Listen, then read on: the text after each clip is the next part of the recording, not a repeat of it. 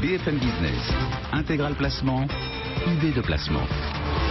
Vous voulez booster le rendement de votre épargne en 2016 ? Eh bien, soyez bien à l'écoute, on va vous apporter un regard original justement pour vous aider à trouver les meilleurs rendements. Avec Vincent Kutkovic. Bonjour Vincent. Bonjour Guillaume. Directeur général de bienprévoir.fr. Alors on l'a constaté en 2015, les Français ont accepté de prendre un peu plus de risques pour apporter du rendement à leur épargne.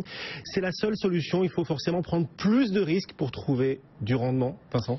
Non, alors c'est vrai que les Français qui ont décidé l'année dernière d'entendre ce que leur disaient les professionnels depuis un certain nombre d'années, qu'il fallait abandonner les produits garantis en capital et aller se tourner vers ce qu'on appelle les unités de compte notamment. Alors certains peuvent se dire mal leur en a pris. En début d'année, on voit que la performance est vraiment mauvaise sur les bourses. En même temps, lorsqu'on parle de placements risqués, il n'y a pas que de la bourse, il y a de l'immobilier, il y a d'autres types de placements. Alors cependant, aujourd'hui, effectivement, quels sont les leviers qu'on peut trouver pour augmenter le revenu? Premier levier auquel je pense, c'est celui en fait de la durée de placement.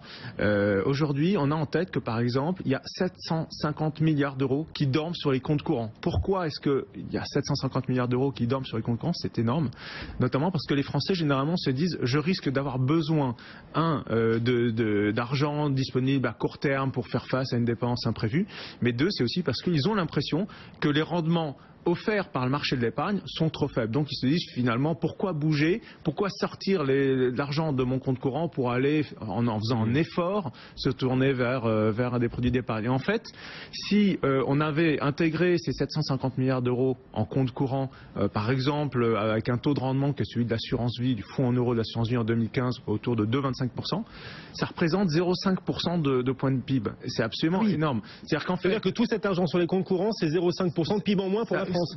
En tout cas, c'est peut-être un calcul un peu rapide, c'est un calcul simpliste, mais il a le mérite de montrer qu'en fait, les revenus des Français augmenteraient, ne serait-ce qu'en profitant des fonds en assurance vie, voire même d'autres placements, comme le PEL qui a aujourd'hui baissé, qui était à 2%, qui passe à 1,5%. Quoi qu'il en soit, si les Français arbitraient un peu plus les sommes qu'ils ont sur les comptes courants, ils augmenteraient leurs revenus de façon significative. C'est-à-dire que vous conseillez aux Français, aux épargnants de se regarder dans le miroir et d'accepter finalement la réalité qui est que finalement ils placent leur argent pour des durées très longues et donc quitte à l'investir pour des durées très longues, autant le faire sur les supports les plus adaptés à ces durées longues, ce qu'ils ne font pas aujourd'hui. Exactement. Par exemple, la durée de détention d'un contrat d'assurance vie en France, c'est 12 ans en moyenne. Alors que tout le monde a en tête la durée en fait qui est fausse, qui est pour profiter au maximum de la fiscalité de l'assurance vie, c'est 8 ans. Les épargnants, lorsqu'ils rentrent sur un contrat d'assurance vie, se disent qu'ils y vont pour 6 ans, 8 ans maximum. Et en réalité, l'épargne reste beaucoup plus longtemps. Donc finalement, la clé, elle est chez les Français. Elle n'est pas dans les solutions d'épargne que proposent les compagnies d'assurance vie ou les producteurs de produits financiers. La clé pour augmenter le rendement, elle est notamment dans l'argent qui dort sur le compte courant, dans les arbitrages que peuvent faire très facilement les Français. Donc, eux-mêmes. Vous qui nous écoutez, qui nous regardez, d'emblée, acceptez-le. Acceptez de placer votre argent sur des placements plus longs, ça peut être plus rentable et en plus ça correspond à votre comportement réel. Exactement. Voilà. Ne pas privilégier en permanence la disponibilité de l'épargne. On entend toujours dire aussi qu'il faut diversifier ses placements, Vincent. Diversifier, c'est sain, mais est-ce que ça rapporte forcément plus ? Alors oui, aujourd'hui, c'est vrai que si on regarde une fois de plus le comportement des bourses ces dernières semaines, diversifier, on peut considérer que ça a coûté plus cher. Mais ça, il faut avoir en tête que les placements sur les placements risqués, les placements sur la bourse, c'est pour le long terme. Maintenant, quelles sont les solutions pour augmenter le niveau de rendement lorsque on est prêt à prendre un peu plus de risques? Il y a des risques, différents niveaux de risques.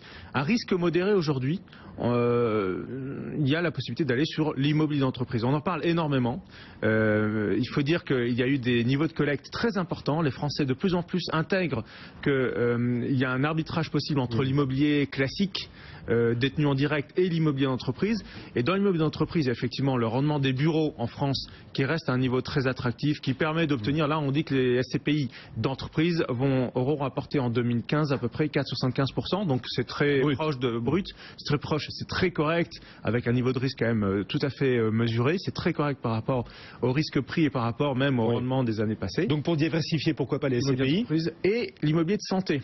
Il y a une niche aujourd'hui sur laquelle on peut orienter une partie de l'épargne des Français qui est l'immobilier de santé, parce que là, il y a un besoin d'immobilier fort, avec la population qui vieillit, il y a des besoins de construction importants, et en même temps, c'est un marché qui permettra de générer des revenus pendant de longues années sans risque important. Voilà quelques premières idées pour vous aider à diversifier votre épargne en 2016. Mais on le disait, les SCPI que vous proposez, elles sont fiscalisées relativement fortement. En tout cas, ce sont des rendements bruts dont vous nous parliez. Est-ce que la meilleure façon d'apporter du rendement à son épargne, c'est pas aussi de choisir les produits les moins fiscalisés? Oui, tout à fait. Donc il y a deux enveloppes fiscales majeures qu'il faut utiliser au maximum, qui sont le PEA et le PME notamment, dans lesquels on peut mettre des fonds qui ont vocation à être pilotés par des gérants spécialisés. Il ne s'agit pas uniquement de mettre des titres vifs. Et par ailleurs, utiliser au maximum l'enveloppe de l'assurance vie. Ça, c'est aussi un peu une porte ouverte que j'enfonce, mais il faut avoir en tête que c'est aujourd'hui le schéma fiscal le plus attractif et qui est unique en Europe. Il faut en profiter au maximum. Et d'autre part, pour augmenter le rendement de son épargne, il y a des astuces fiscales qu'on peut utiliser, comme par exemple lorsqu'on achète de l'immobilier d'entreprise ou des parts de SCPI, c'est démembré, c'est un terme un peu technique, qui permet là aussi par exemple de réduire son assiette ISF. Donc si on réduit son assiette ISF, on augmente mécaniquement le rendement de son épargne net après fiscalité. Bon, les taux de crédit restent bas, ils devraient rester bas, il y a des moyens d'en profiter aussi cette année? Oui, tout à fait. On continue à avoir des perspectives extrêmement faible sur les taux, même si la Fed a remonté ses taux, on a un peu tous l'impression qu'elle l'a fait à contre-cycle. J'entendais encore sur cette antenne il y a quelques jours des experts qui disaient qu'on avait peut-être des taux très faibles pour des années et des années ou ad vitam aeternam. Donc aujourd'hui, notamment les jeunes épargnants, ceux qui ne sont pas encore rentrés sur le marché de l'épargne, ont devant eux une perspective intéressante, c'est de profiter des taux bas, de s'endetter à taux fixe dans les conditions actuelles pour mettre en face des produits notamment qui s'y prêtent parfaitement, qui sont toujours les SCPI d'entreprise par exemple. Il y a très peu d'autres placements qui permettent d'être financés à crédit. Là, il y a une possibilité. Ça permet aux jeunes, notamment qui veulent rentrer sur le marché de l'épargne, de constituer un patrimoine à court terme. Pour vous enrichir avec les taux bas, pour vous enrichir, endettez-vous. C'est ça l'idée. Voilà. Pourquoi pas?